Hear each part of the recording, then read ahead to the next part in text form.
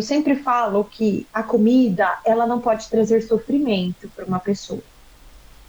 Então, a partir do momento que o alimento, ele traz sofrimento, tem alguma coisa errada, né? E a partir daí a gente começa a pensar no possível transtorno alimentar. Tem a anorexia, por exemplo, associada a altos índices de suicídio, né? Então é muito sério, então a gente precisa conhecer um pouquinho.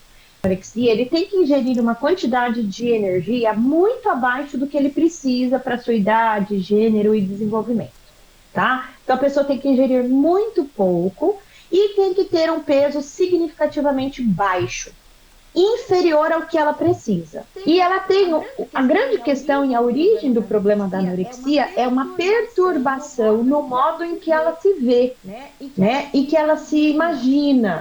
Então ela se acha muito maior do que o que ela de fato é. E a gente aprendeu a vida inteira que quando a gente está maior do que o que a gente deveria ser, a gente faz o quê? Uma dieta. E aí que começa, né? Eu falo que nem toda dieta leva a um transtorno alimentar, mas todo transtorno começou com uma dieta, tá? Vive sem alimento, com muito pouco, tá? Mas eu tô falando de uma pessoa que não bebe nem água com medo de ganhar peso, tá? Uma pessoa que passa o dia com uma fruta, não faz mais nenhuma refeição no dia, tá? Então esse é o tipo restritivo. E a gente tem dentro da anorexia o tipo compulsivo purgativo. Então, em alguns momentos, essa pessoa come uma grande quantidade de alimento e vai purgar. Vai fazer o quê? Vai eliminar aquele alimento que ela comeu. Seja com laxante, seja com diurético, que faz urinar bastante, e seja com vômito.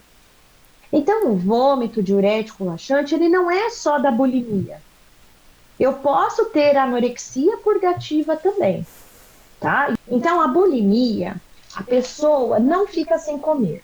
Ela pode até ficar em alguns horários, mas quando ela come uma grande quantidade, tá? O nome vem de boi, né? Bulimia vem de boi, de bolos, de comer como um boi, tá? Então, existe uma compulsão alimentar ali, seguida por uma purgação. O que é uma compulsão? Porque eu escuto compulsão, gente, é comer uma grande quantidade de alimento em um curto período de tempo, em média 2 horas, que uma outra pessoa não comeria. Tá? Mesmo porque os episódios de compulsão, eles costumam acontecer de forma escondida, a pessoa isolada na casa. Então ela abre a geladeira, aí ela come, gente, tudo que tem na geladeira. Pode ser um pedaço de bolo, aí depois ela vai para uma bolacha, depois ela pega o iogurte, depois ela pega o leite, depois ela volta e pega um resto de pizza até estragada que está na geladeira. E se ela não encontra, ela vai no lixo às vezes e pega resto de comida. Ela não consegue parar de comer. Depois vem a culpa. Ela se sente muito mal porque comeu tudo isso. Aí o que ela faz? Ela purga. Purga como? Né? Aí toma os laxantes, toma os diuréticos, né? A gente fala que essa pessoa faz mecanismos compensatórios. Ou ela vai para academia e fica lá 3 horas, ou ela começa a fazer um jejum, né? Ou ela faz tudo ao mesmo tempo, toma laxante, vai para academia, faz jejum, tá? E isso precisa acontecer em média uma vez por semana durante 3 meses, né? A gente tem a compulsão, que é o quê? Ela é muito semelhante à bulimia, excesso de peso, peso normal, e não tem mecanismos compensatórios. Tá? Então, essa pessoa, ela não vai buscar ficar, vou gastar aquilo que eu comi, vou tomar laxante. Não, ela não faz isso. Sente a culpa e não consegue parar enquanto está comendo desse jeito, durante os episódios de compulsão. Para vocês terem uma ideia, as pessoas pode chegar a 8, 10 mil calorias em 2 horas comendo. Então, assim, é comer muita comida.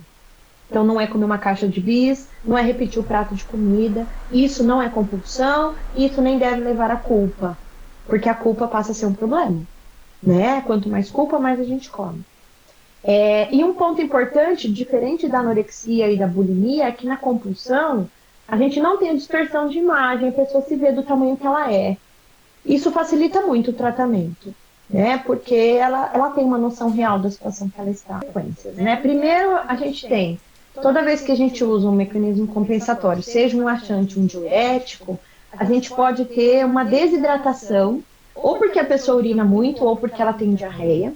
Então, ela vai fazer o quê? Ela vai desidratar, ela vai perder fluidos, que a gente fala, minerais, sódio, potássio, vai ter fraqueza muscular, ela pode ter, por falta de sódio e de potássio, até convulsão. E eu já cheguei a receber meninas com arritmia cardíaca. O que que é isso? Coração é um músculo. Se eu não tenho sódio, potássio e água, eu não tenho contração muscular adequada. E o coração começou a parar, a bater de forma errada. Então, deu entrada no pronto-socorro e o médico do pronto-socorro percebeu que era um quadro de transtorno alimentar. Então, por quê? Porque ela estava tendo paradas do coração.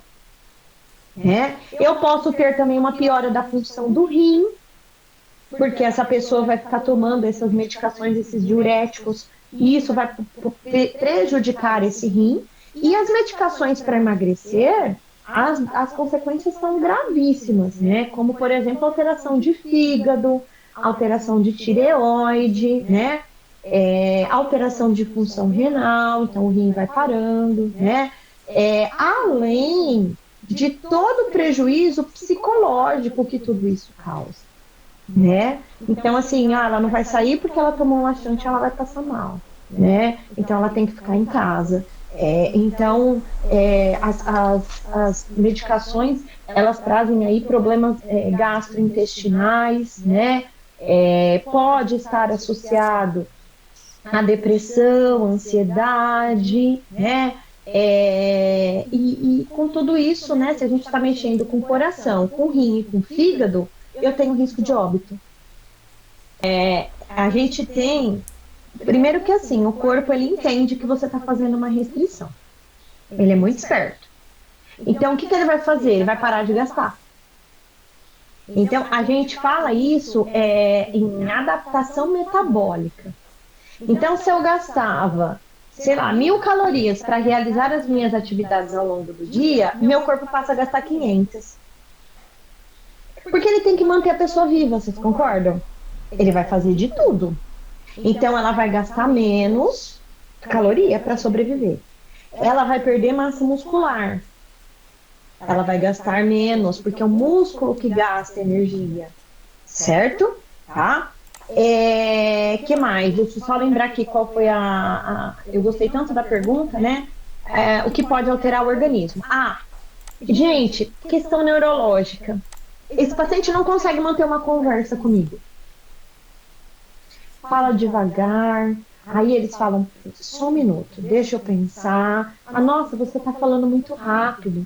Eu não estou conseguindo coordenar. Estudar, esquece. No estágio avançado, a adolescente, o adulto, precisa ser afastado da escola.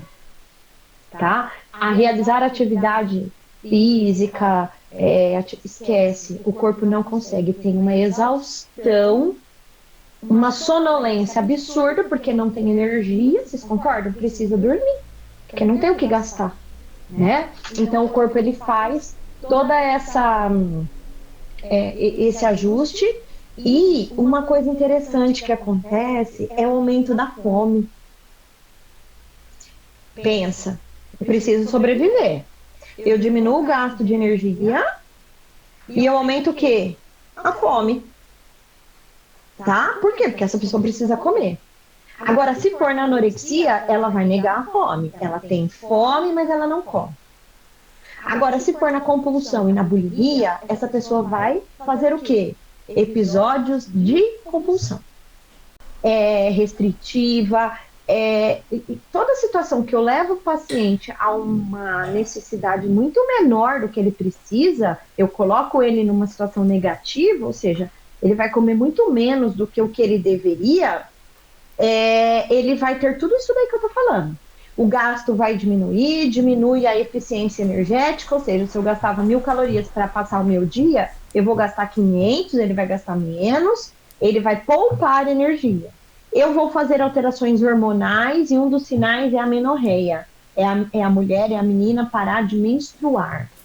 Crescimento vai parar, deixa de crescer. Se está na adolescência, vai prejudicar o crescimento, tá? E detalhe, então, se nesse período de crescimento a oferta de nutrientes foi inadequada, não vai crescer direito. Então, vai ter uma baixa estatura, tá? Vai perder músculo, vai perder massa muscular, vai diminuir a atividade diária, porque não consegue manter, vai diminuir a capacidade cognitiva, de concentração, de raciocínio, de estudo, de uma profissão. Normalmente, isso caminha para um. Eu falo que fazer dietas e fazer jejum é um passinho para o transtorno alimentar, né? Porque depois disso, ou essa pessoa vai começar a restringir mais ainda, ou ela vai começar a comer que ela não consegue mais parar. A gente sempre fala, toda restrição leva a um exagero, leva a uma compulsão. Então, aí partindo para outra pergunta, né, que era, acho que eu vou acabar entrando nela, como deve ser a alimentação de alguém que busca melhorar os hábitos alimentares, né? Então, para ter uma alimentação saudável, para buscar um corpo legal, disposição e saúde, o que, que a gente precisa? Primeiro, sair da cadeira. A gente tem que fazer exercício, a gente tem que se movimentar, a gente tem que subir escada, a gente tem que ter de 5 a 10 mil passos no dia, que é o que a Organização Mundial da Saúde coloca. Então, a gente tem que se movimentar, temos que beber bastante água, e nós temos que comer o quê? Os alimentos naturais, os alimentos in natura. E evitar aqueles que a gente chama de ultraprocessados, que são do pacote, né? Então, às vezes, a gente larga a comida que a mãe faz em casa, uma janta gostosa, para comer um miojo. Opa, acho que eu não deveria ter falado marca, né? Mas, enfim, para comer um macarrão instantâneo. Jamais faça essa troca, né? Come a comida da sua mãe. A comida da sua mãe é a comida caseira, é a comida que vai te trazer saúde, né? Nunca posso comer um miojo, nunca posso tomar um refrigerante? Pode, mas dentro de um contexto. Hoje não tem nada aqui em casa, vai ter que ser um miojo. Eu ainda falo assim, será que nem um ovo tem com arroz branco? Né? O miojo é o último do último, mas vamos pro refrigerante. Fui no aniversário, vou tomar um pouquinho de refrigerante. Beleza, ok. O problema é refrigerante todo dia, almoço e janta e no lanche da escola, né? Então a gente está trocando o alimento natural, uma fruta por bolacha recheada, nós estamos trocando leite por suco de caixinha, né? Nós estamos trocando leite por barra de cereal, achando que é bom, e é tudo ultraprocessado. Nós estamos trocando o frango, o bife por um nuggets, uma linguiça, uma salsicha. Então, o que, que a gente precisa? A gente precisa comer a comida de verdade, a comida natural, certo? Eu acho que... E fazer movimento. E aí depende do movimento. Andar bastante ao longo do dia. Ah, eu vou de carro até a casa da minha avó. Não, você vai a pé, você vai de bicicleta. A gente precisa do movimento, tá? E aí, se for fazer exercício, que faça algum exercício que você goste e que seja prazeroso e não só para gastar energia, porque se for para gastar, a gente tem que morar lá dentro da academia, né? E nem precisa ser numa academia. Pode ser uma natação, pode ser uma corrida, pode ser um futebol, pode ser um vôlei, pode ser N coisas. O importante é a gente ter movimento e comer o alimento natural. Eu acho que essa é a principal mensagem que eu gostaria de passar para vocês. E lembrar sempre, não faça dietas. Dietas leva a transtorno alimentar. Não sei se ficou claro. Ficou claro. Muito obrigada, doutora. Ok? Qualquer dúvida, me fala que eu gravo aí rapidinho se precisar para complementar. Tá bom. Tá bom? Tá. Um grande beijo, Ana. E se vocês precisarem, a FAI está de portas abertas para vocês, tá? A gente tem a clínica de nutrição, a gente tem um laboratório de técnica dietética, que a gente pode fazer alguma preparação na cozinha. Enfim, avise os professores, a gente está de portas abertas e eu, que sou a coordenadora, a gente agenda e marca sem problema algum. Inclusive, a gente está recebendo muita gente. Que bom. Tá? Muitos alunos. Tá bom? Tá. Ok? Eu espero que esse vídeo toque um pouquinho aí nas pessoas para que vocês pensem de forma diferente. Muito obrigada, Tá bom? doutora. Um grande beijo, tá? Tchau, tchau. Tchau.